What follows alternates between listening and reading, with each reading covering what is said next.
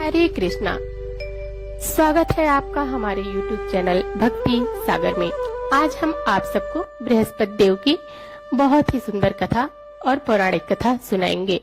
बृहस्पतिवार व्रत का महात्म्य एवं विधि। इस व्रत को करने से समस्त इच्छाएं पूर्ण होती हैं और बृहस्पति महाराज प्रसन्न होते हैं। धन, विद्या, पुत्र तथा मनोवांछित फल की प्राप्ति होती है।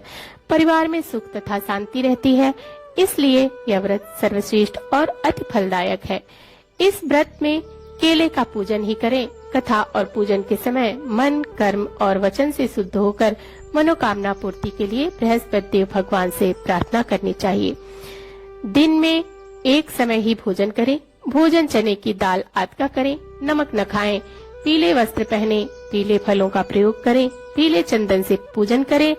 पूजन के बाद भगवान बृहस्पतिवार की कथा सुननी चाहिए। बृहस्पतिवार की कथा इस प्रकार है। प्राचीन समय की बात है। एक बड़ा प्रतापी तथा दानी राजा था। वह प्रत्येक गुरुवार को व्रत रखता एवं पूजन करता था। यह उसकी रानी को अच्छा न लगता। न वह व्रत करती और न ही किसी को एक पैसा दान में देती। राजा को भी ऐसा करने से मना करती। एक समय की बात है। राजा शिकार खेलने वन को चले गए। घर पर रानी और दासी थी। उस समय गुरु बृहस्पति साधु का रूप धारण कर राजा के दरवाजे पर भिक्षा मांगने आए। साधु ने रानी से भिक्षा मांगी तो वह कहने लगी, हे साधु महाराज, मैं इस दान और पुण्य से तंग आ गई हूँ। आप कोई ऐसा उपाय बताएं जिससे यह सारा धन नष्ट हो जाए और मैं आराम से रह सकूं। साधु रूपी बृहस्पति देव ने कहा, हे देवी, तुम तो बड़ी विचित्र हो। संतान और धन से भी भला कोई दुखी होता है। अगर तुम्हारे पास अधिक धन है तो इसे शुभ कार्यों में लगाओ जिससे तुम्हारे दोनों लोग सुधरें। परंतु साधु की इन बातों से रानी खुश नहीं हुई। उसने कहा, मुझे ऐसे धन की आवश्यकता नहीं जिसे मैं दान दूं तथा जिसको संभालने में ही मेरा सारा समय नष्ट हो जाए। साधु ने कहा, यदि तुम्हारी ऐसी ही इच्छा है तो मैं जैसा कहता हूँ वैसा ही तुम करना। बृहस्पतिवार के दिन तुम घर गोबर से लीपना, अपने केसों को पीली मिट्टी से धोना, केसों को धोते समय स्नान करना, राजा से हजामत बनाने को कहना, भोजन में मांस मदिरा खाना, कपड़ा धोबी के यहाँ धुलने डालना। इस प्रकार 7 बृहस्पतिवार करने से तुम्हारा समस्त धन नष्ट हो जाएगा। इतना कहकर साधु बने बृहस्पति देव अंतर ध्यान हो गए।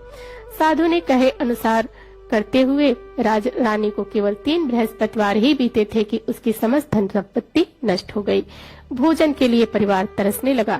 एक दिन राजा रानी से बोला, रहे रानी, तुम यहीं रहो, मैं दूसरे देश को जाता हूँ, क्योंकि यहाँ पर मुझे सभी जानते हैं, इसलिए मैं कोई छोटा कार्य नहीं कर सकता। ऐसा कहकर राजा परदेश चला गया। वह जंगल से लकड़ी काट कर लाता और शहर में बेचता। इस तरह वह अपना जीवन व्यतीत करने लगा। इधर राजा के बिना रानी और दासी दुखी रहने लगी।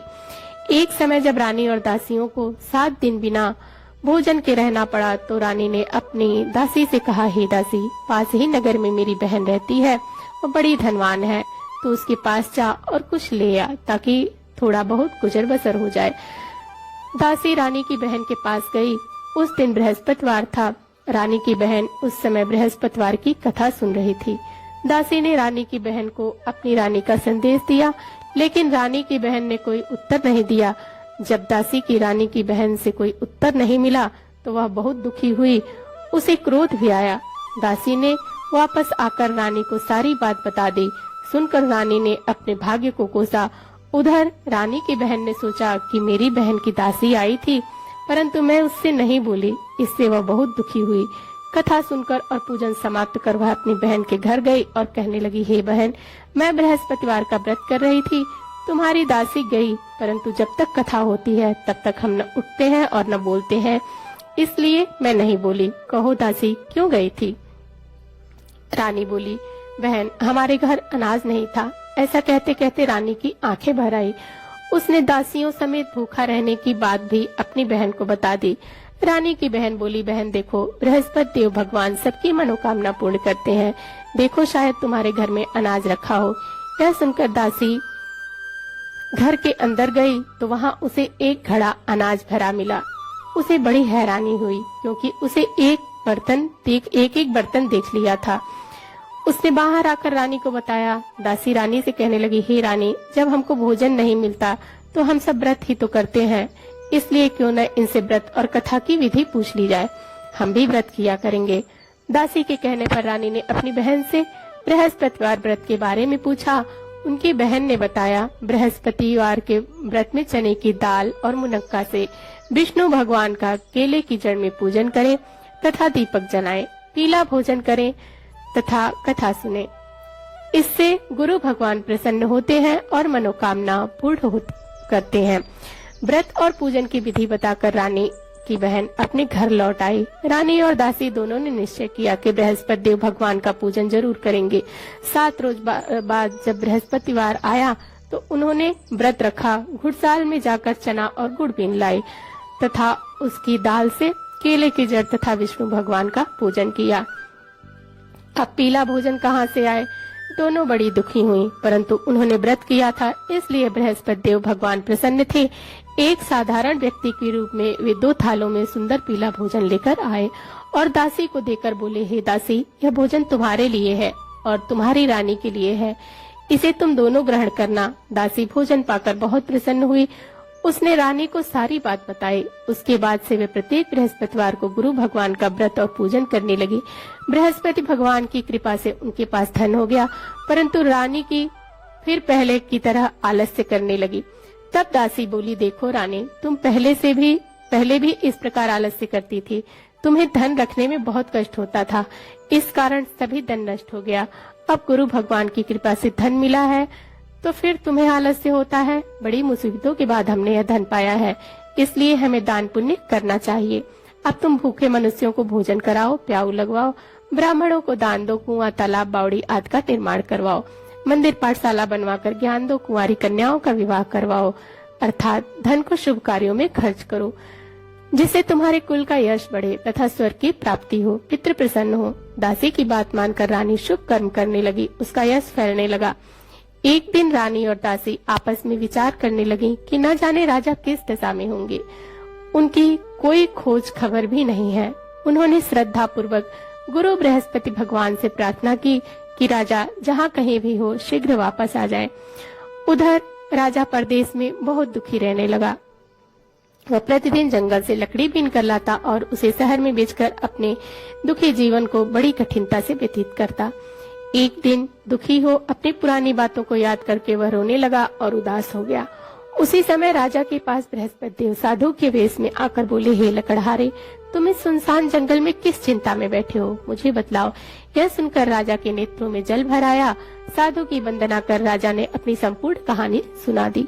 महात्मा दयालु होते हैं। वे राजा से बोले, हे राजा, तुम्हारी पत्नी ने बृहस्पति देव के प्रति अपराध किया था, जिसके कारण तुम्हारी यह दशा हुई। अब तुम चिंता मत करो, भगवान तुम्हें पहले से अधिक धन देंगे। देखो, तुम्हारी पत्नी ने बृहस्पतिवार का व्रत करना प्रारंभ कर दिया है। अब तुम भी बृहस्पतिवार का व्रत करके चने की दाल व गुड़ जल लोटे में डालकर केले का पूजन करो, फिर कथा कहो या सुनो। भगवान तुम्हारी सब मनोकामनाओं को पूर्ण करेंगे। साधु की बात सुनकर राजा बोला, हे प्रभु, लकड़ी बेचकर तो इतना पैसा नहीं बचता जिससे भोजन के उपरांत कुछ बचा सकूं। मैंने रात्रि में अपनी रानी को व्याकुल देखा है। मेरे पास कोई साधन नहीं जिससे उसका समाचार जान सकूं। फिर मैं कौन सी कहानी कहूं, यह भी मुझको मालूम नहीं। साधु ने कहा, हे राजा, मन में बृहस्पति भगवान के पूजन का व्रत का निश्चय करो, वे स्वयं तुम्हारे लिए कोई राह बना देंगे। बृहस्पतिवार के दिन तुम रोजाना की तरह लकड़ियां लेकर शहर जाना। तुम्हें रोज से दुगुना धन मिलेगा, जिससे तुम भली भांति भोजन कर लोगे तथा बृहस्पति देव की पूजा का सामान भी आ जाएगा। जो तुमने बृहस्पतिवार की कहानी के बारे में पूछा है वह इस प्रकार है। बृहस्पति देव की कहानी। प्राचीन काल में एक बहुत ही निर्धन ब्राह्मण रहता था। उसे कोई संतान न थी। वह नित्य पूजा पाठ करता। उसकी स्त्री न स्नान करती और न ही किसी देवता का पूजन करती। इस कारण ब्राह्मण देवता बहुत दुखी रहते थे। भगवान की कृपा से ब्राह्मण के यहाँ कन्या उत्पन्न हुई। कन्या बड़ी होने लगी। प्रातः स्नान करके वह भगवान विष्णु का जप करती। बृहस्पतिवार का व्रत भी करने लगी। पूजा पाठ समाप्त कर पाठशाला जाती और अपनी मुट्ठी में जौ भर के ले जाती और पाठशाला के मार्ग में डालती जाती। लौटते समय वह जौ स्वर्ण के हो जाते और उनको बीनकर घर ले आती। एक दिन वह बालिका सूप में उन सोने के जौ को फटक कर साफ कर रही थी। तभी उसकी माँ ने देख लिया और कहा कि हे बेटी, सोने के जौ को फटकने के लिए सोने का सूप भी तो होना चाहिए। दूसरे दिन गुरुवार था। कन्या ने व्रत रखा और बृहस्पति देव से सोने का सूप देने की प्रार्थना की। बृहस्पति देव ने उसकी प्रार्थना स्वीकार कर ली। रोजाना की तरह वह कन्या जौ फैलाती हुई गई, पाठशाला चली गई। पाठशाला से लौटकर जब वह जौ बीन रही थी तो वह बृहस्पति देव की कृपा से उसे सोने का सूप मिला। उसे वह घर ले आई और उससे जौ साफ करने लगी, परंतु उसकी माँ का वही ढंग रहा। एक दिन की बात है, कन्या सोने के सूप में जब जौ साफ कर रही थी, उस समय उस नगर का राजकुमार वहां से निकला। कन्या के रूप और कार्य को देखकर उस पर मोहित हो गया। राजमहल आकर वह भोजन तथा जल त्याग कर उदास होकर लेट गया। राजा को जब राजकुमार द्वारा अन्न जल त्यागने का समाचार ज्ञात हुआ तो वह अपने मंत्रियों के साथ अपने पुत्र के पास गया और कारण पूछा। राजकुमार ने राजा को उस लड़की के घर का पता भी बता दिया। मंत्री उस लड़की के घर गया। मंत्री ने ब्राह्मण के समक्ष राजा की ओर निवेदन किया। कुछ ही दिन बाद ब्राह्मण की कन्या का विवाह राजकुमार के साथ संपन्न हो गया। कन्या के घर जाते ही ब्राह्मण के घर में पहले की भांति गरीबी का निवास हो गया। एक दिन दुखी होकर ब्राह्मण अपनी पुत्री से मिलने गए। बेटी ने पिता की अवस्था को देखा और अपनी माँ का हाल पूछा। ब्राह्मण ने सभी का हाल कह सुनाया। कन्या ने बहुत सा धन देकर अपने पिता को विदा कर दिया, लेकिन कुछ दिन बाद फिर वही हाल हो गया। ब्राह्मण फिर अपनी कन्या के यहाँ गया और सभी हाल कहा तो पुत्री बोली, हे पिताजी, आप माताजी को यहाँ लिवा लाओ, मैं उन्हें वह विधि बता दूंगी जिससे गरीबी दूर हो जाए। ब्राह्मण देवता अपनी स्त्री को साथ लेकर अपनी पुत्री के पास राजमहल पहुँचे तो पुत्री अपनी माँ को समझाने लगी, हे माँ, तुम प्रातः काल स्नान आदि करके विष्णु भगवान का पूजन करो तो सब दरिद्रता दूर हो जाएगी। परंतु उसकी माँ ने उसकी एक भी बात न मानी। वह प्रातः काल उठकर अपनी पुत्री से का बच्चा जूठन खा लेती थी।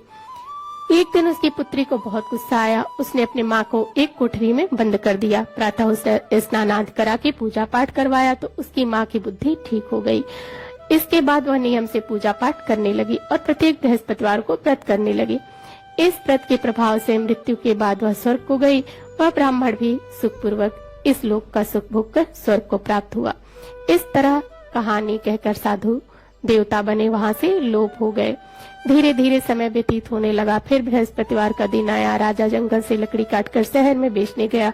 उसे उस दिन और दिनों से अधिक धन मिला। राजा ने चना गुड़ आदि लाकर बृहस्पतिवार का व्रत किया।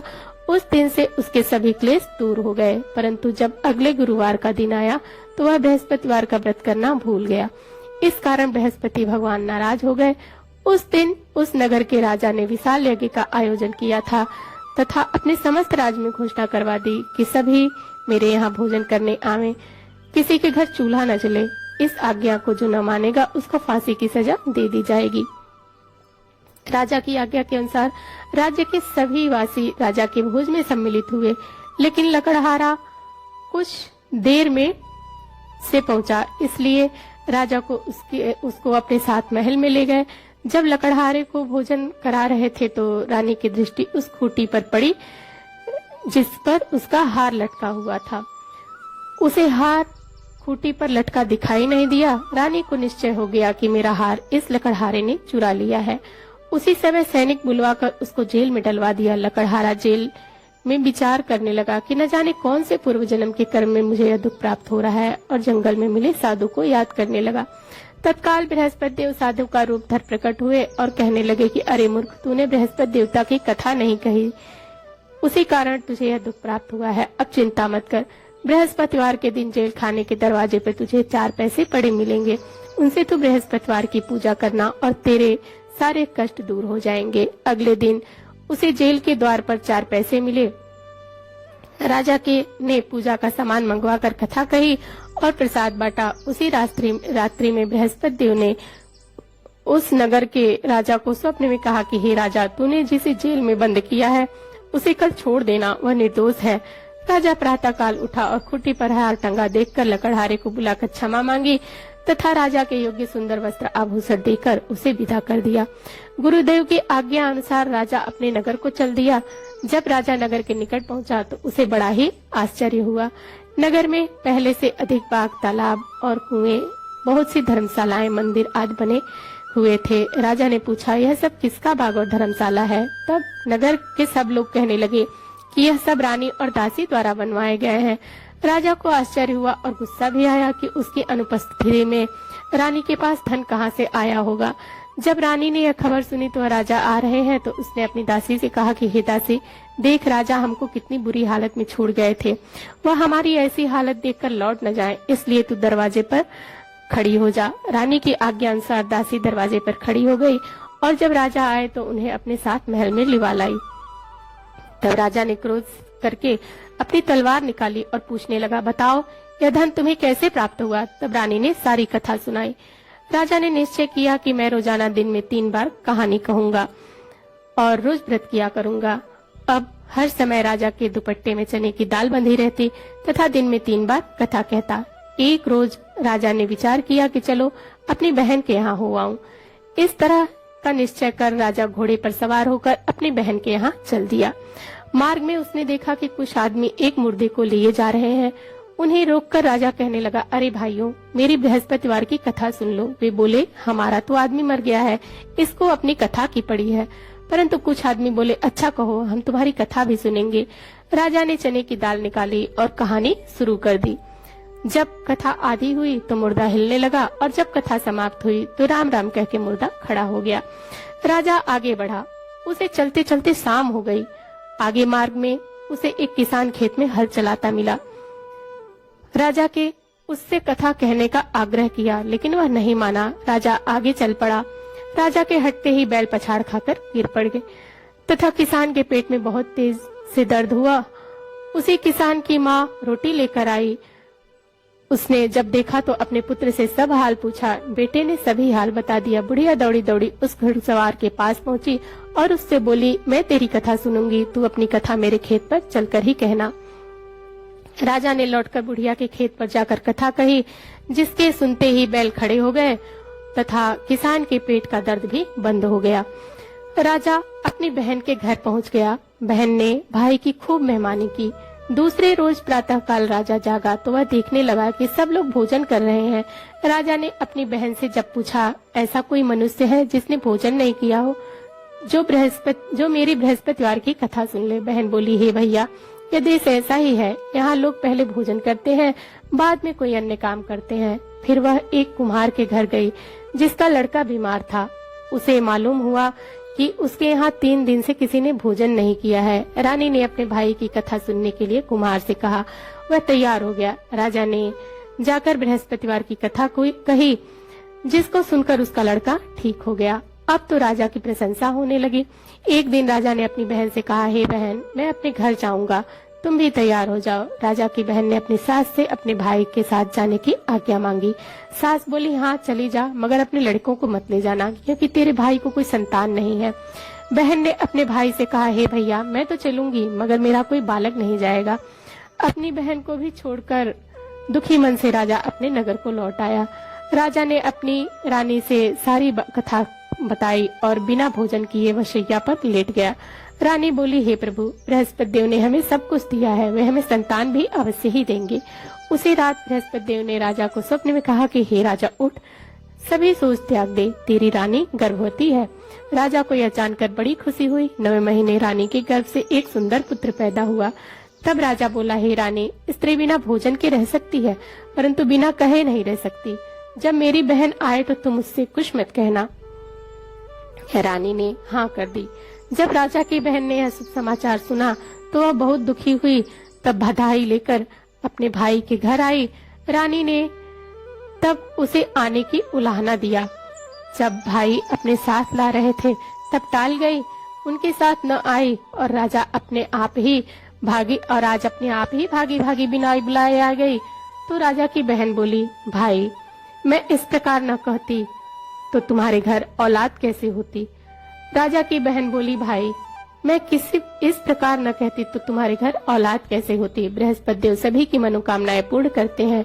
जो सद्भावना पूर्वक बृहस्पतिवार का व्रत करता है एवं कथा सुनता या पढ़ता है अथवा सुनता है और दूसरों को सुनाता है, बृहस्पति देव उसकी सभी मनोकामनाएं पूर्ण करते हैं, उनकी सदैव रक्षा करते हैं। जो संसार में सद्भावना से गुरुदेव का पूजन एवं व्रत सच्चे हृदय से करते हैं, उनकी सभी मनोकामनाएं वैसे ही पूर्ण होती है। जैसे सच्ची भावना से रानी और राजा ने बृहस्पति देव की कथा का गुणगान किया तो उनकी सभी इच्छाएं बृहस्पति देव जी ने पूर्ण की। अनजाने में बृहस्पति देव की उपेक्षा न करें, ऐसा करने से सुख शांति नष्ट हो जाती है। इसलिए सबको कथा सुनने के बाद प्रसाद लेकर जाना चाहिए। हृदय से उनका मनन करते हुए जयकारा बोलना चाहिए। इतिश्री बृहस्पतिवार कथा।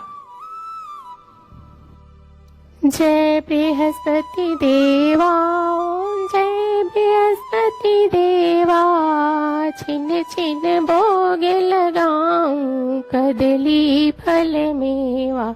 ओम जय बृहस्पति देवा, तुम पूर्ण परमात्मा, तुम अंतर्यामी, जगत पिता जगदीश्वर, तुम सबके स्वामी।